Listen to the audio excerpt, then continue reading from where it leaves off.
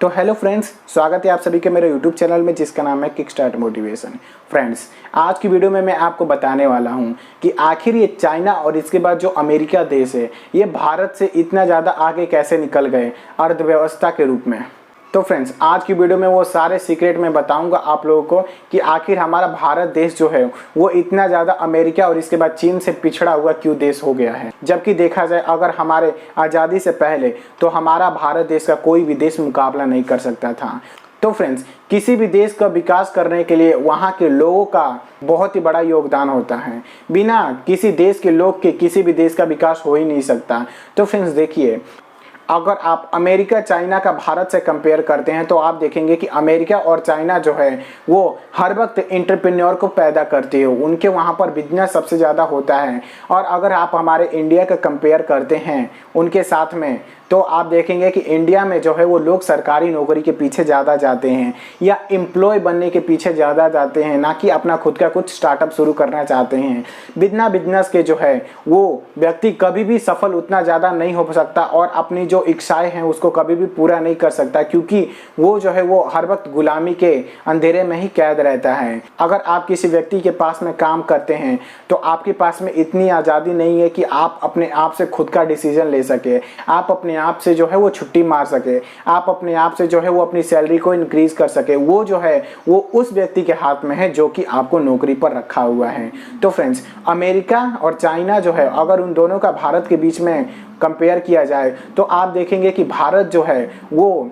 Employ वाला देश है और अमेरिका और इसके बाद चाइना जो है वो एंटरप्रेन्योर्स वाला देश है। फ्रेंड्स, सेकेंड हमारा इसमें क्या आता है कि अमेरिका और चाइना के जो लोग होते हैं उनका गोल जो होता है वो बिल्कुल ही क्लियर होता है, जबकि हमारे भारत देश में ऐसा होता है कि लोगों के पास में बिल्कुल भी गोल ही नहीं होता है। उनके पास में कोई प्लान ही नहीं होता कि उनको अपनी लाइफ में करना क्या है और अचीव क्या करना है। फॉर एग्जाम्पल पूछा जाए आजकल के हमारे अडोलसेंट जो बच्चे हैं उनसे अगर पूछोगे कि आपको अपने फ्यूचर में क्या बनना है तो वो बस ये कहेंगे कि वो हवाबाजी में कि मुझको साइंटिस्ट बनना है, मुझको इंजीनियर बनना है, मुझको डॉक्टर बनना है, मुझको आर्मी में जाना है, मुझको पुलिस ऑफिसर बनना है, परंतु उनको एक्चुअल में जो बोला जाए वो नहीं पता है। अगर आप उनसे ये आगे पूछोगे कि इसमें जो आप फील्ड को चूज करते हो, फॉर एग्जांपल अगर बोला जाए कि आप अगर इंजीनियर बनना चाहते हो तो आपको उसके लिए क्या करना पड़ेगा, तो मोस्टली जो बच्चे होते हैं उनको यही नहीं पता कि उनको उसके लिए क्या करना पड़ेगा और वो अपना एम डिसाइड ऑलरेडी कर चुके हैं कि मेरे को इंजीनियर बनना है। तो फ्रेंड्स, एज अ अमेरिका और चाइना के लोगों के साथ में बिल्कुल भी नहीं होता। उनका जो गोल होता है वो पूरा क्लियर होता है